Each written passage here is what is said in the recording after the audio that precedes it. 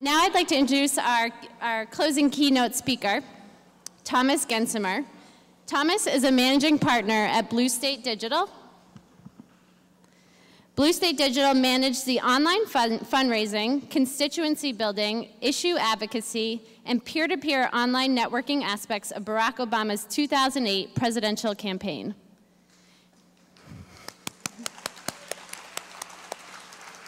By the way, if you haven't heard, Obama won the Nobel Peace Prize today.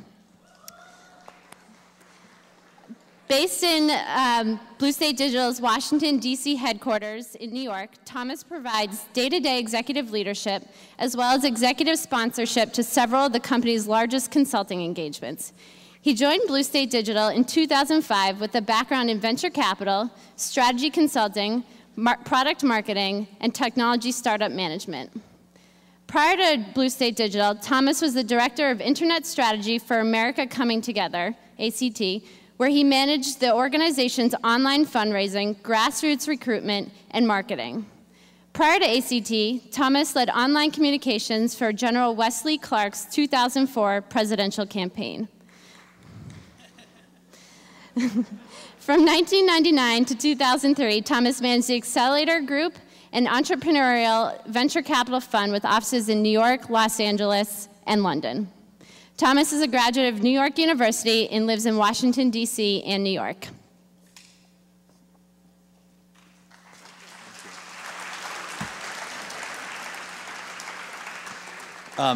Wes Clark will appreciate your polite applause. Hi, everyone. Thanks for you've all had a long and great day from what I've heard. And I'm happy and flattered that so many people stuck around for me. When you hear the CEO of Intel speak in the morning, I was reading up and wondering what exactly I'm doing here. But I've read up more on the program, and I think hopefully we'll have a tactical engagement about some things that we've done recently with our company and some marquee clients, big and small, that you can take home and apply to what you're doing in your business and your cause and your nonprofits. So I'm going to first, because we got that applause for the president, show a little video that both gives us, wistful feelings of what happened 6 or 8 months ago, 9 months ago now, 10 months ago now. Wow. That hopefully you'll all either remember or take a moment of pride if you were involved in the campaign. I'll show a couple of other videos during the presentation, but we'll keep it short and sweet. I'm now realizing, so this was first shown in Grant Park on election night, so that's nearly a year ago in like 3 weeks. So the year has gone very quickly. So what that was, though, more than just a celebration of Barack Obama, was social media. Every single person cast featured in that, short of Vice President Biden and President Obama, was found on an email list, participating with the campaign through email, photo uploads. More than half of the footage there was captured on $80 flip cameras in field offices. So it was about a campaign that allowed individual voices to be part of it. And so broadly speaking, everyone gets this. We're all here having talked about a lot of this stuff all day long. The traditional media versus new media, people are still struggling with clear definitions, just as they're struggling with definitions in the advertising world of above the line, below the line, PR, everything below the line, paid media above the line. How does it all play together? I think what we managed to see on the campaign and what we're rolling out more and more to a broader array of clients, this is the lifespan of our business. We started at Howard Dean's campaign in 2003, officially started the business after Howard Dean's campaign in 2004. And over the past 5 years, we've seen YouTube, Facebook, and lots of things out there that have great potential for organizations and marketing challenges. And yet still a lot of too many organizations struggle to find the piece that make them all work together. Basically, what I'm here to tell you is the piece that holds them all together is the message, and all this is just a medium. So we're going through a period of great growth based on the work that we've done over the past 2 years with the president and seeing how these things apply to other organizations, such as those in the room and those around the world. We've expanded out of our DC headquarters. We now have a big office in New York. Our technology shop is in Boston. I've opened in Los Angeles and London this year. We do design technology strategy. Those are all sort of broad definitions, and there's different competitors in those, but it's really the combination of them together in a campaign orientation, sort of quick response, low budget, that allowed us to, this is a broad portfolio of some of the clients, and some of the challenges I'll sort of talk about as you see things. The Tate, we know the Tate, the museum in London, how do they retain members? How do they get people more involved in all the activities of the organization? Obama up there in the opposite corner. University of Florida, alumni associations, student enrollment, marketing challenges like that. Focus features, cause films, films with a purpose, that need to have loyal retention for not only the theatrical debut, but as the lifespan of a film rolls on over the year through DVD releases. The Prince's Rainforest Trust, Prince Charles, and his charitable efforts. All the labor unions you see both here and abroad focusing on membership communications. So let's talk a little bit, I'll pull the curtain behind what we did on the campaign to basically tell you that it's not secret and it's anything but magical.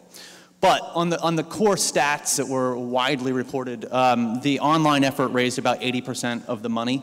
So you see it was just over just shy of $600 million. The average contribution was $82 online. The average person gave 2.3 times. So it's about the loyalty, the retention. The donors weren't 22-year-olds on Facebook. They were, in fact, grandmothers on Facebook as well. But you see they're 45, significantly younger than traditional direct mail, but nonetheless older than many would give credit for. But all along, for the case of this campaign at least, it was never once about the money. The emails you got, the emails you're still getting, I apologize for those of you who have fatigue.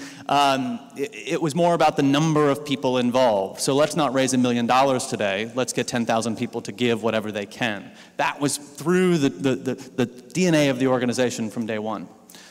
Ultimately, from an email list that was about 200,000 from his Senate campaign in 2004, we built a list of just over 13 million individuals. To give some context to that, it's 1 out of 5 of the votes that were cast for President Obama were on the email list.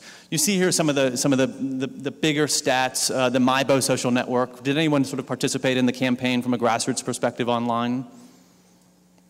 You know what MIBO is. Ultimately, you saw what happened. We lowered the barrier to entry to the campaign while, we like to say, raising the level of expectations of what it means if you sign up to participate. How do we put tools, messages, and resources in your hands to make a difference for your candidate?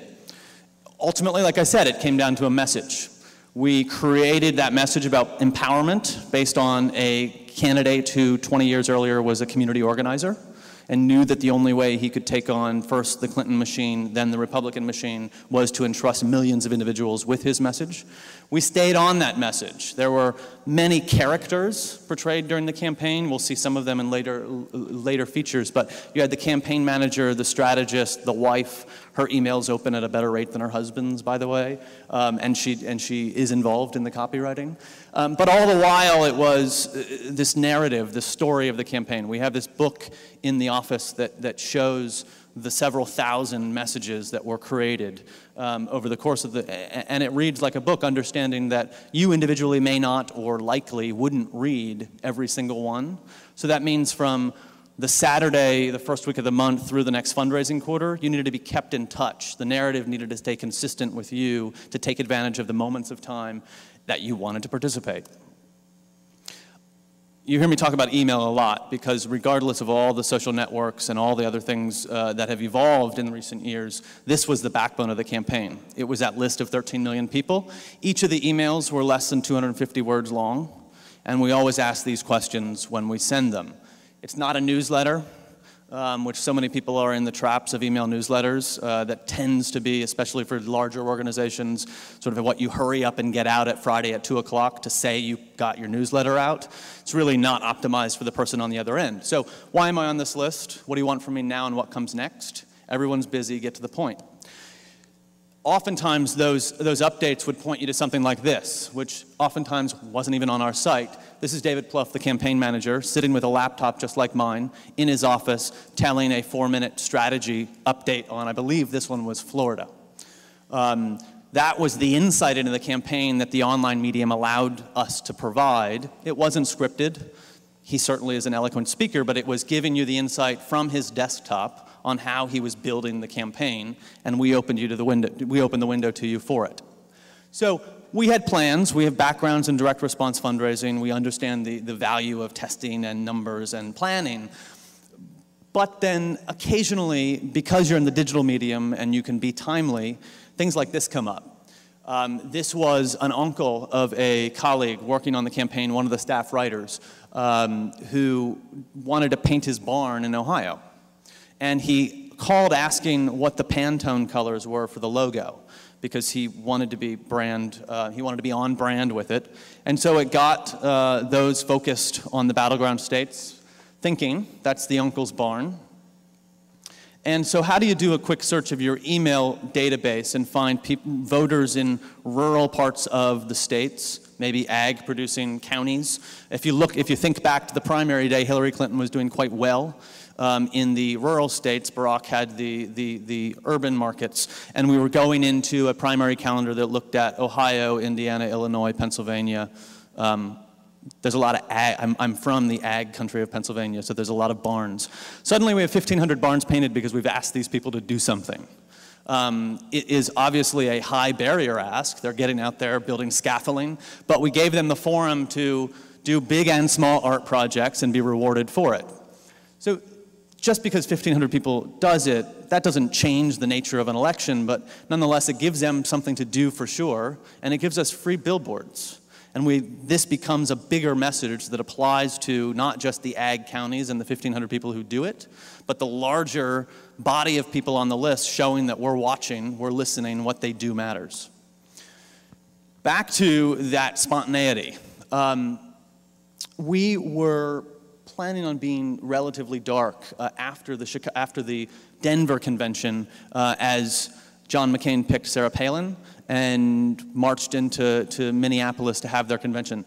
Our candidate was on vacation in Hawaii, and there was really nothing on the email calendar outside of just one or two relatively pro forma messages.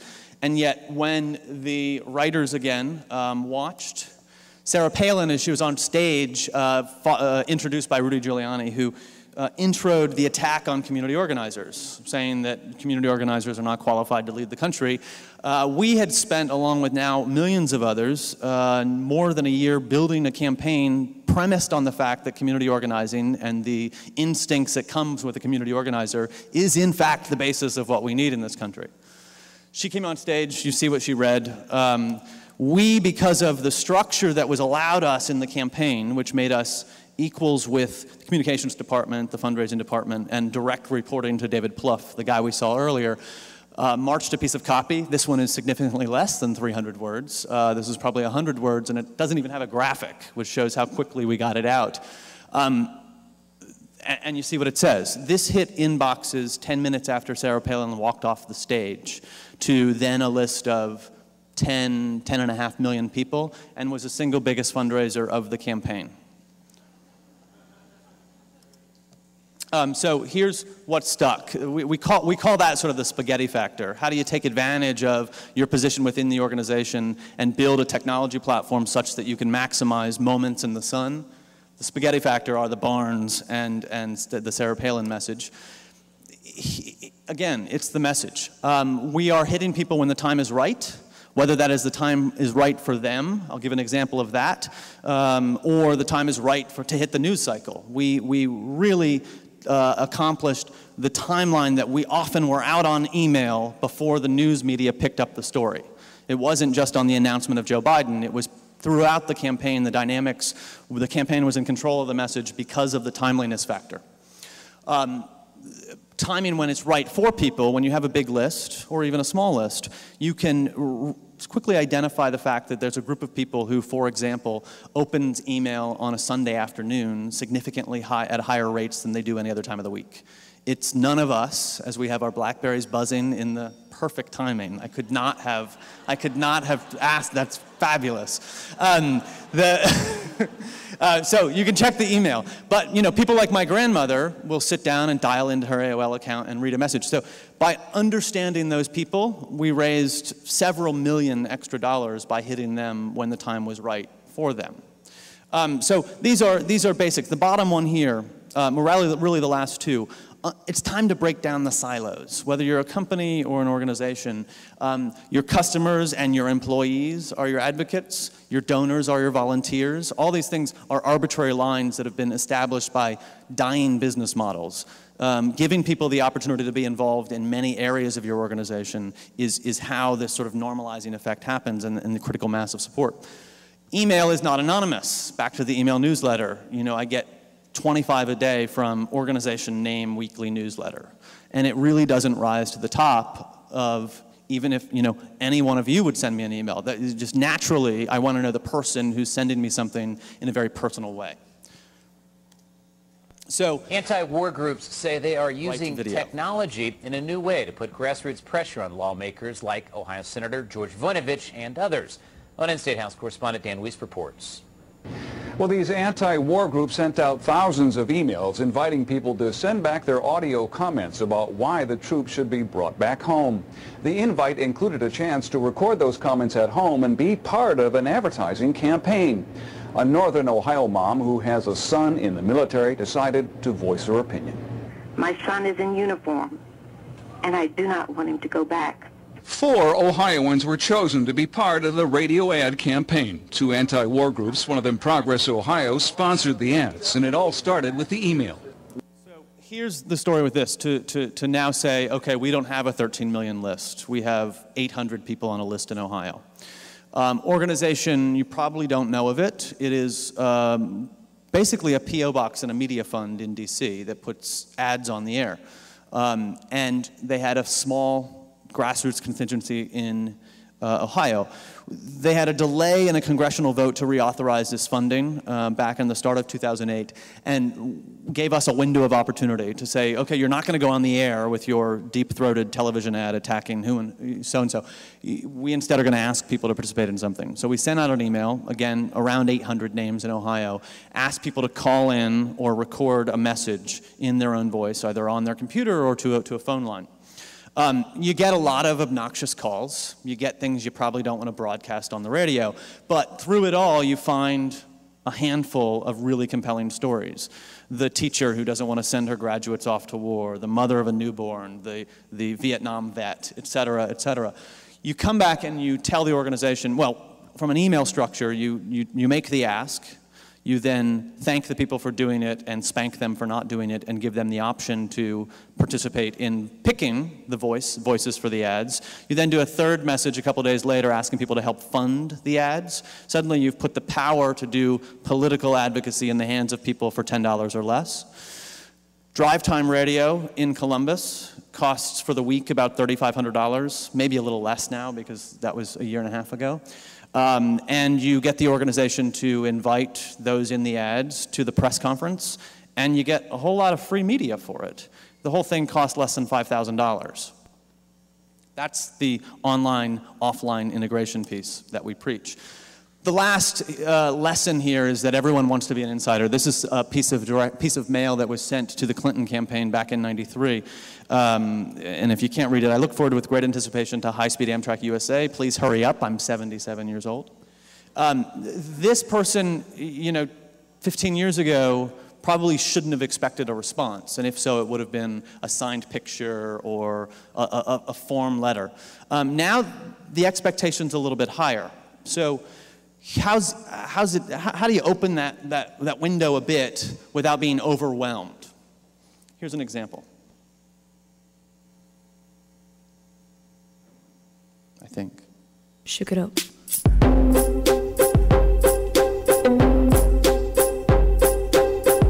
I never loved nobody fully. Always 1 foot on the ground. And by protecting my heart truly, I got lost in the songs I hear in my mind. All of these voices I hear in my mind. All of these words I hear in my mind. All of this music, and it breaks my heart. And it breaks my heart. And it breaks my heart. When it breaks my heart.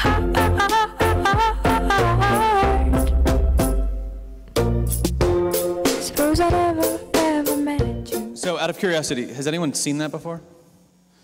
A handful of you. I was doing a talk in London a month and a half ago, and even a lot of people from there saw it. Now, the Courage campaign is something that you guys probably don't know about if you hadn't seen this.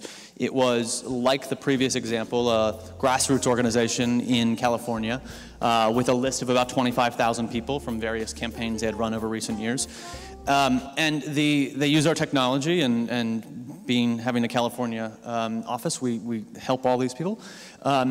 They came and they said that we've gotten the cast of Will and Grace to do something for us. What should we do? What should we do? Public service announcement. And we sort of, along with their creative types, said, well, the problem is, like, Will and Grace was off the air 5 years ago. It was based in New York, not California, and it's just sort of stereotyped. So how do you do a similar tactic of getting user-generated content in very controllable ways, finding a cool song, and creating, this was a long-form version, but it also became the public service announcement on the air around the Prop 8 battle, the unsuccessful Prop 8 battle in California. For me, there's no question what is a more powerful ad or piece of content, the talking heads of Will and Grace or real people dealing with real issues. But not everyone does that. Quite frankly, I don't upload a picture and participate in a lot of these things. But understanding this as your list, and the numbers are depends on the list, but these are sort of generals. The people in these videos are the people at the very top. They're the people who will do everything you ask them to. So what a newsletter does, unfortunately, is treats all these groups the same. So what we orient people around is no longer thinking just about list size, having 1 million people, 5 million people, 200 people, whatever. You're going to have a certain degree of freeloaders, people that may not even open the emails, may unsubscribe, may not remember how they got on the list. But as you get higher and higher, the expectations for participation, even if you're a consumer brand and you're engaging average consumers who buy your soap, is sort of, and I know there's a soap person here, that wasn't intentional, I have your soap in my pocket from the gift bag. It's sort of understanding how to treat these segments slightly differently and always personalizing and deepening that personalization over the course of your engagement with them. How many websites do you go and sign up for, name, email address, whatever they give, and then all you get is a thank you for signing up? And then maybe 6 weeks later you'll get something. We had, the most recent and glaring example of it was work with an NFL team, and they have a loyal fan following, as most teams do. And so they had, if I say the name of the fan club, it'll give it away. So they had a well-branded fan club with a clever name, and they gave away hats. But you sign up, and it really took 9.5 weeks for me to get something, and it was a thank you for signing up to the fan club. Now, fortunately, the average diehard football fan doesn't really determine what sport they're going to, or what team they're going to support by the timeliness of their emails, but nonetheless, you've lost that opportunity. So if you don't have a winning team that hits the field every day, but you have a message to get across, how do you take advantage of that first 72 hours after one signs up? How does a relationship grow over time? And then most importantly, how do you turn that relationship into an active one that brings other people to the table? This is what, thinking of not only that email structure and those questions that were next to it, but this as your respondent group is really important. So this is what everyone's talking about. The Facebook, the Twitters, I sometimes get in trouble by calling them sort of the shiny objects. And it's meant not as a critique, but more of the relevance to your overall strategy. Because short of having a direct communication with someone on these channels, the best way of treating these is as your embassies, your brand embassies. And your job through offline engagement, online engagement, direct mail, everything else, is to figure out how to staff your embassies. Because these are peer-to-peer networks, and you just having your fan club up there is probably not really the intent. So how do you get people instead to, on their personal pages and in their own organizing ways, represent and carry your message?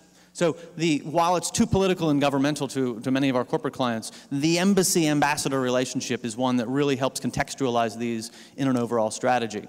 This I couldn't help but put on because some of the Tom Fishburne stuff is wonderful. I don't know if you've seen this, but it's the board group, the sort of committee for social media, I'm sure.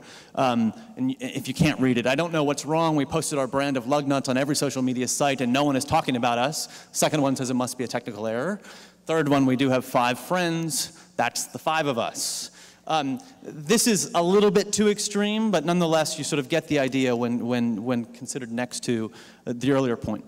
So again, not everyone has 13 million fans. Not everyone is running for president. How do you tactically take on some of these things for organizations big and small?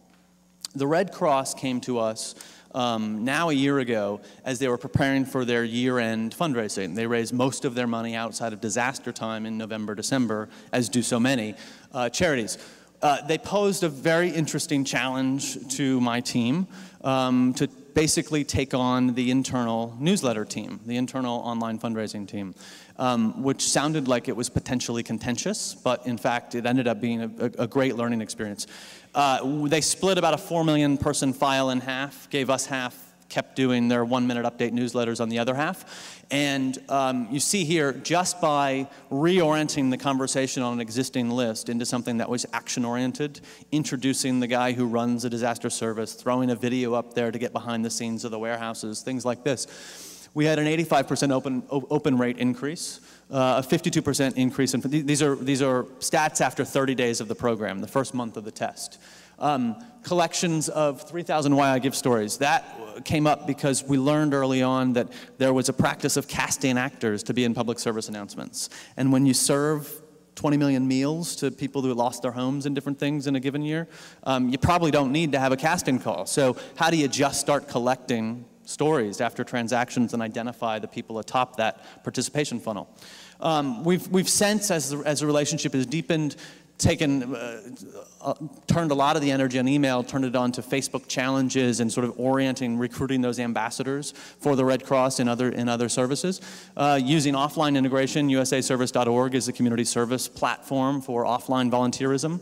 And most importantly here, this sort of organizational restructuring that no longer pigeonholes new media or technology or online into one division or another, but really assembles the table between communications, PR, executive leadership, et cetera, the way it really needs to be properly oriented.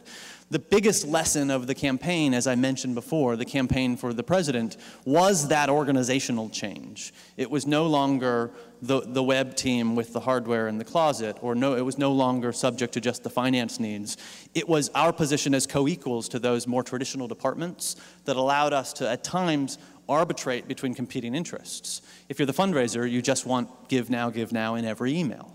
If you're the field officer, you want as many volunteers as you can all the time. So how do you calibrate the relationship with the end subscriber to understand how to accomplish all of those goals, but from a position of power within the organization?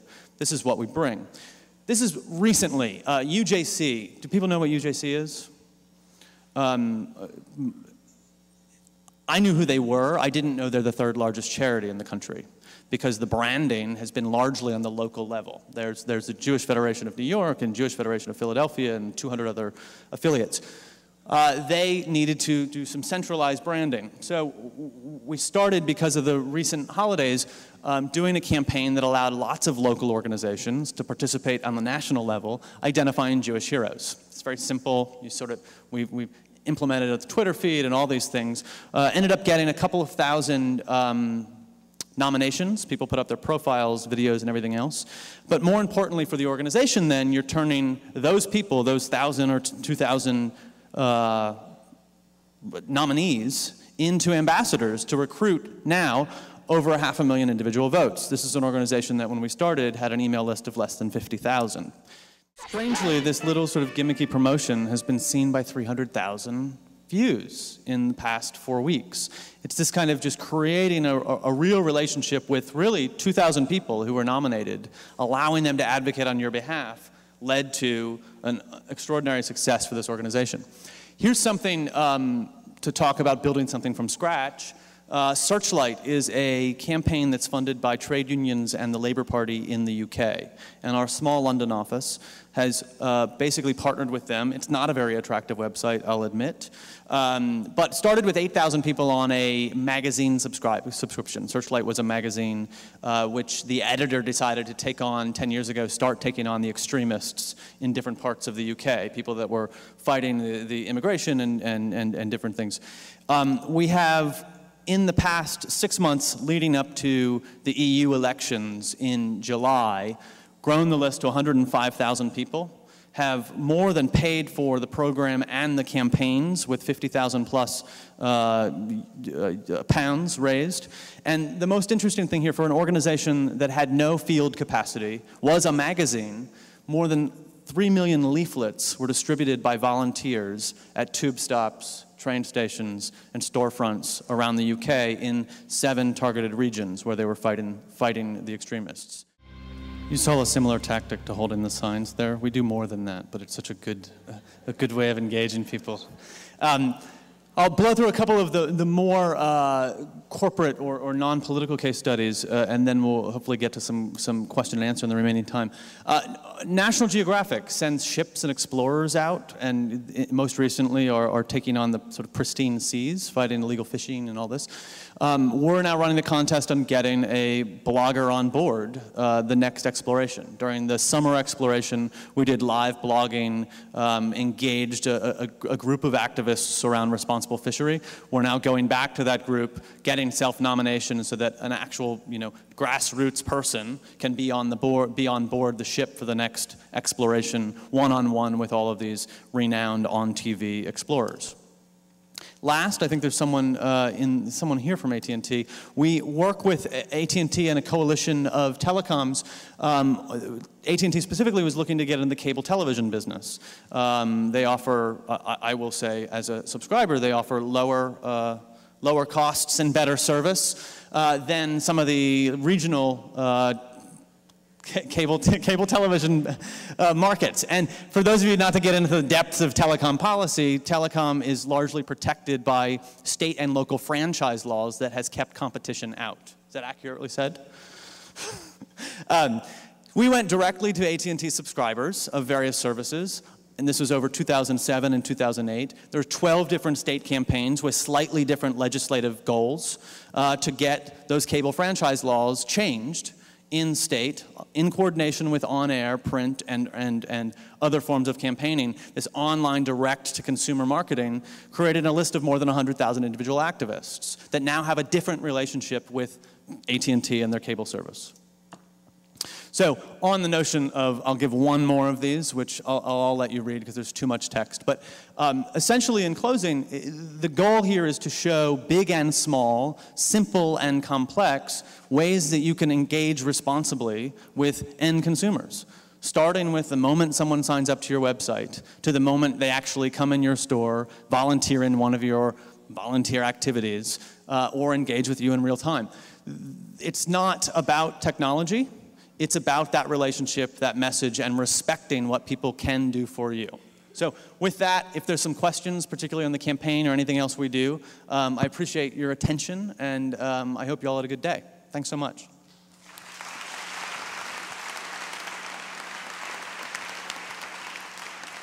I did wrap like 10 minutes early, so if there are questions, certainly. Otherwise, they're going to kick us out pretty soon for another event.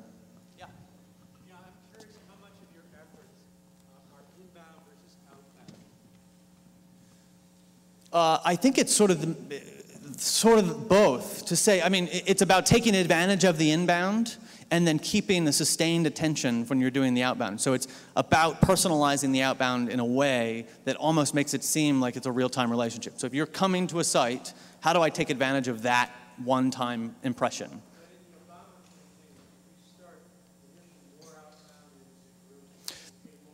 Yes. Definitely. I mean, there's a sequencing, because we were starting with a really small, relatively inactive list, creating the flood of inbound, segmenting it from day one. I mean, one of the early mandates from the campaign was if you were in Iowa and signed up, how do I get you in touch with a field organizer within 24 hours? And so setting those sort of very aggressive goals, whereas if you were in California or New York, I wanted to get $100 out of you. So understanding the value of each individual person, I mean, it really comes down to those brass tacks. Iowans were more important and more expensive to sort of acquire.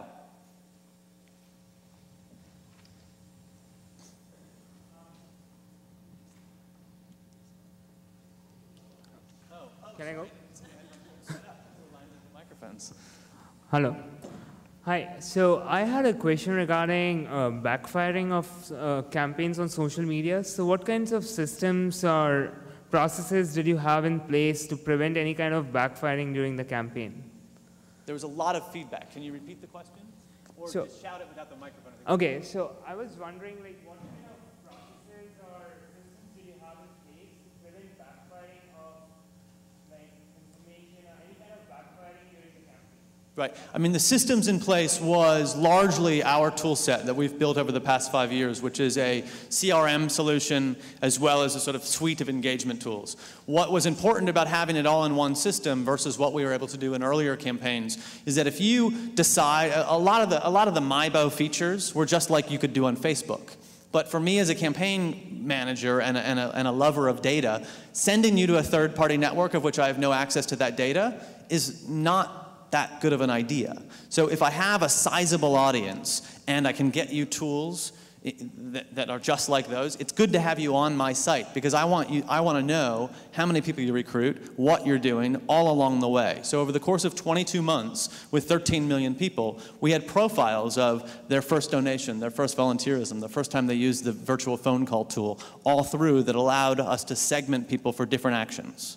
So most of the systems were the DNC voter file on one side and then our suite of tools. I'll go to this side next. Yeah, thanks for being here. My question has to do with the next campaign cycle and what you expect to see, especially it seems like you're on offense here, and we're expecting a, forgive me, but a Republican response. Yeah. Well, I think they'll catch up for sure. I think we're already seeing without organizational sponsorship from the RNC or otherwise, they're pretty powerful on these things. I think the biggest change will be continued integration of the systems, of the voter file, the emails, the direct response, the television, sort of the data comes together more and more. When we see what people are doing with targeted cable television now, if you're still going to spend 80% of campaign money on TV, it's going to be a hell of a lot smarter. And that's going to influence what everyone does across the department. I think we're going to see more use of mobile. More use certainly of video and other engagement, but it's more about, I think, the organizational structure and then the integration of the data will be the big difference between now and next year, for one, in the mid-cycles, and then certainly when the general kicks off. Go to this side. Since the campaign, in the news media, there's been talk about how, in some cases, it seems like the right is more organized than the left. And so that brings up in my mind a question I'd like to pose to you, which is, once you do all this organizing or run the various campaigns you talked about, how do you keep the momentum going?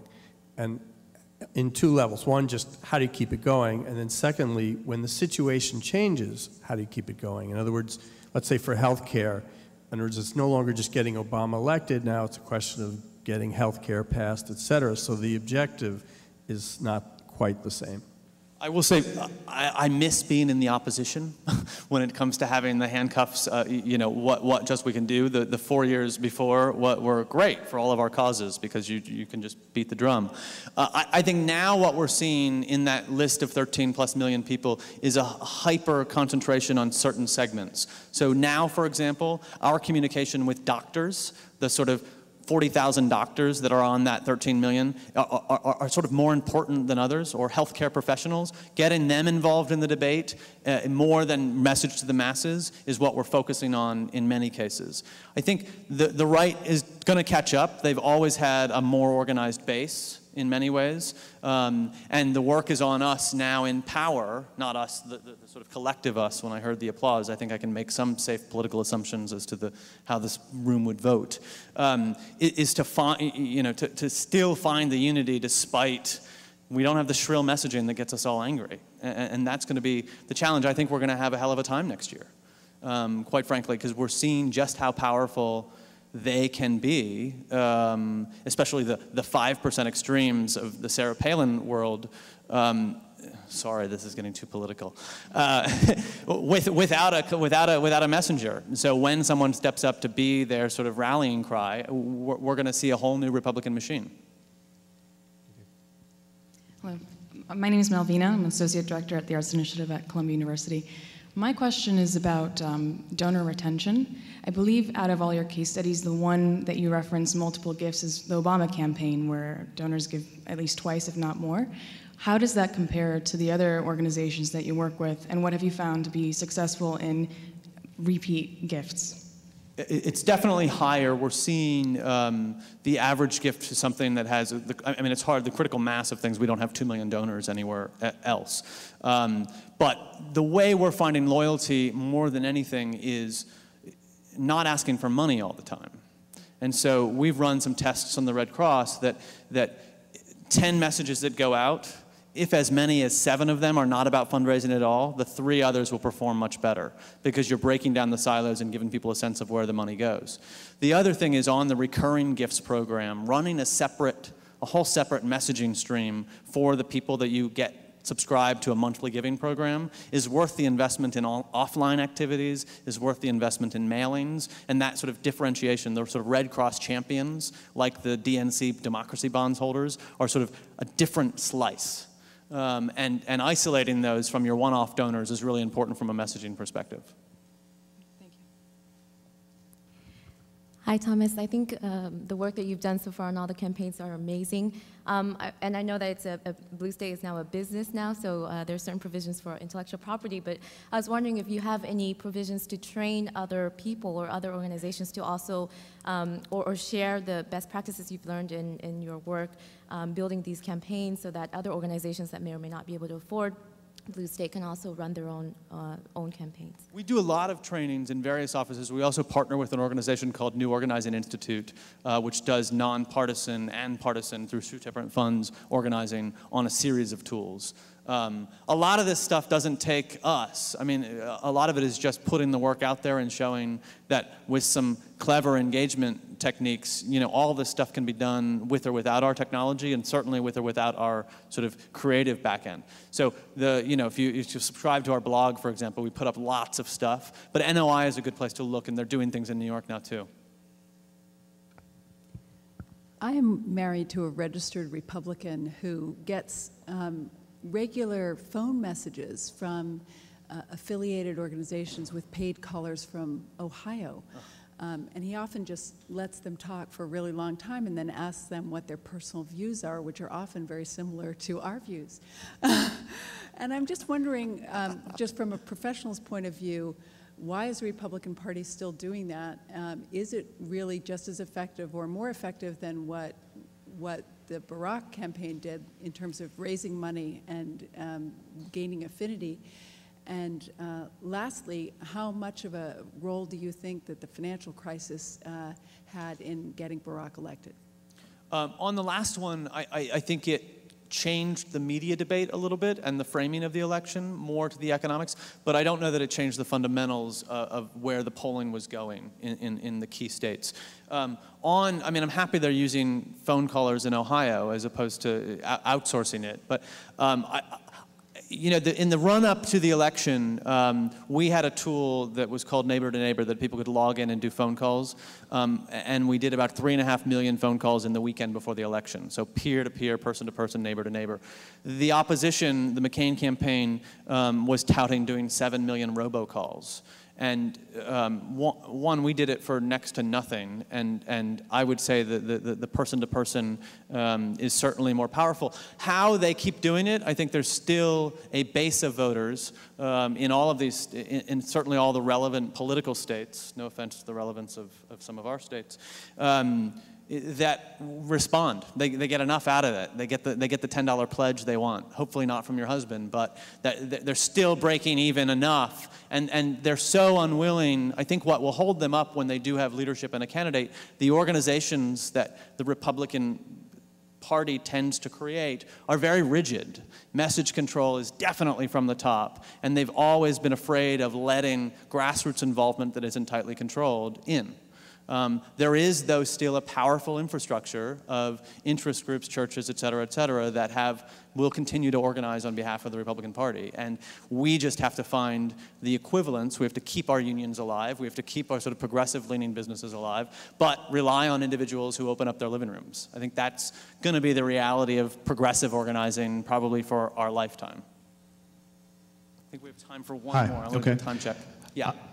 Now that you are a business, how is We've been a business the whole time. Okay. Well, then in general, then could you speak to those of us in this room about, since we're here about social enterprise, how do you maintain the balance, or do you have any words about the balance between having a social mission and being a for-profit business?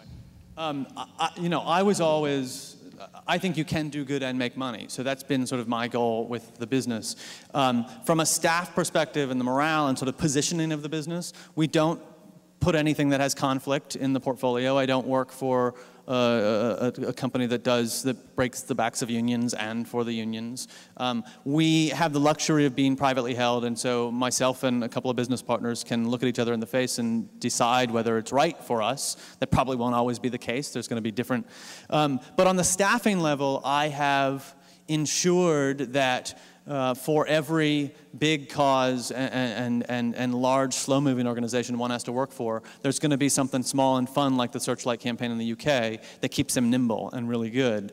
And what we've used to differentiate ourselves and our services against other larger agencies is just that campaign mentality. That fact that we can get something done in a couple of hours as opposed to issue the document that proposes the work that does. That nimbleness is, I think, core to us continuing to grow the business.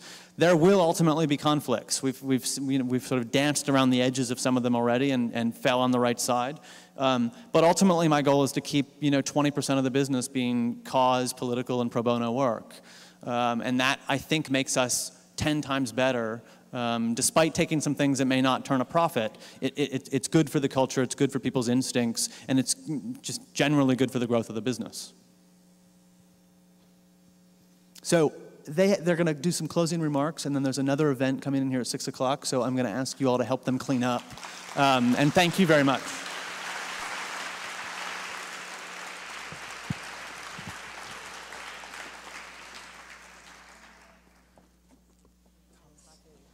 Thomas was talking.